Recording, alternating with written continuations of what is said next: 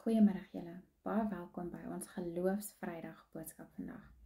En vandag wil ek bietjie met julle gesels oor wysheid. Hoe kosbaar wysheid is, hoe belangrik wysheid is, wat ons uit die Bybel uit kan leer van wysheid en na wie in die Bybel kan ons kyk wat wysheid getoon het in hulle lewe. So wysheid is 'n geskenk van God af en dit is ook 'n gawe van die Heilige Gees. Die gawe van wysheid en anders daar 'n gawe van kennis. Wysheid is meer as kennis.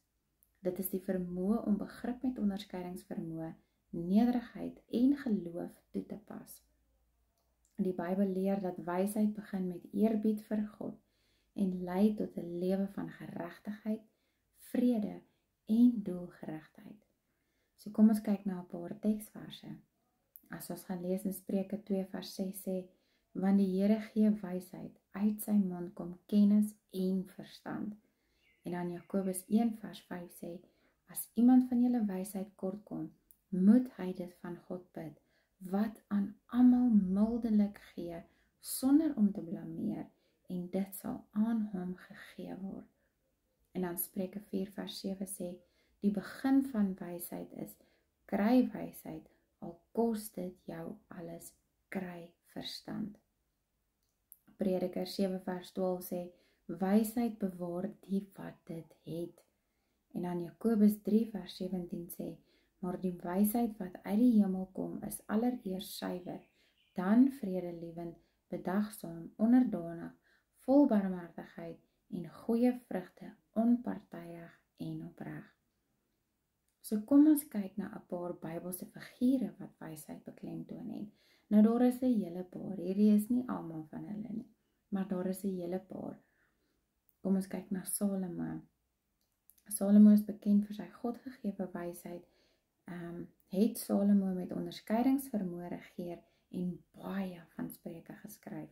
As jy gaan lees in 1 Konings 3 vers 9 tot 12. En dan kyk ons na Josef die dromer.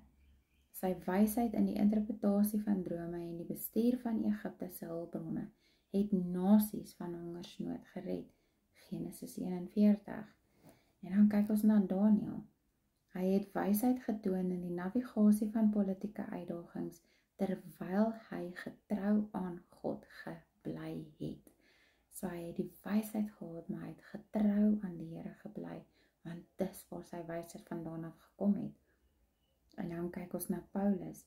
Sy briewe is vol wysheid en lei gelowiges in geloof en regverdige lewe. In Efesiërs 5 vers 15 tot 16. So wysheid, die belangrikheid van wysheid. Waar kry ons hierdie spesiale wysheid? Ons kry dit by Abba Vader. So kom ons kyk wat is die belangrikheid van God se geskenk as wysheid. Wysheid is noodsaaklik om goeie besluite te neem, regverdig te leef en God se wil te verstaan.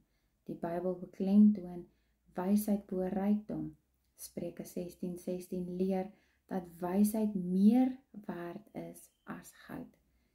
En wysheid vir beskerming. Prediker 7 vers 12 verklaar dat wysheid die lewe bewaar. So nou het ons die wysheid wat meer as geld is. Ons het wysheid wat lewe gee. Ons het wysheid wat help met besluite. Wysheid vir leierskap. Salomo se wysheid het hom in staat gestel om regverdig te regeer. En dan wysheid vir geestelike groei. Jakobus 3 vers 17 beklemtoon die suiwerheid en vrede van wysheid. So ons het wysheid vir goeie besluite. Ons het wysheid wat ons meer werd as enige goud of enige silwer of enige metale. En dan het ons wysheid wat ons leer hoe om te bestuur, hoe om regverdig te lewe, hoe om opreg te lewe. Wysheid is daar om ons te help om ons besluite te maak. En dan het ons wysheid ook vir geestelike groei. Want die Bybel verwys ook na 'n wyse man se woorde is min. So dit leer jou ook om jou woorde te tel, om sout op jou tong te besprinkel voor jy iets sê. En al hierdie dinge verkry ons in hierdie kosbare geskenk as wysheid wat die Here vir ons gee. En dan die genadegawe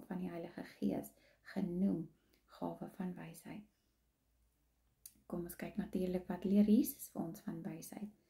As ons gaan kyk, Jesus het geleer dat wysheid gevind word in geloof, nederigheid en gehoorsaamheid aan God.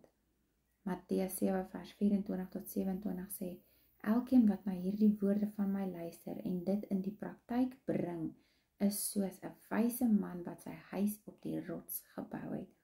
So nie net moet jy hierdie wysheid ontvang nie, maar jy moet dit bring in jou lewe, sodat jy daardie wysheid kan uitbeeld na almal wat in jou lewe verbystap, sodat hulle die wysheid van God binne in jou sien.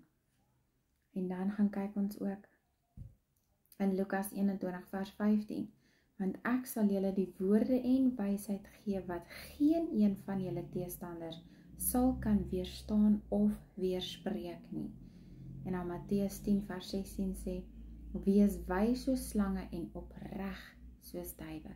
Hoekom sê hy slange? Want onthou, 'n slang is baie vinnig en hy is baie slinks. Maar dit beteken nie jy moet slinks in wysheid wees nie.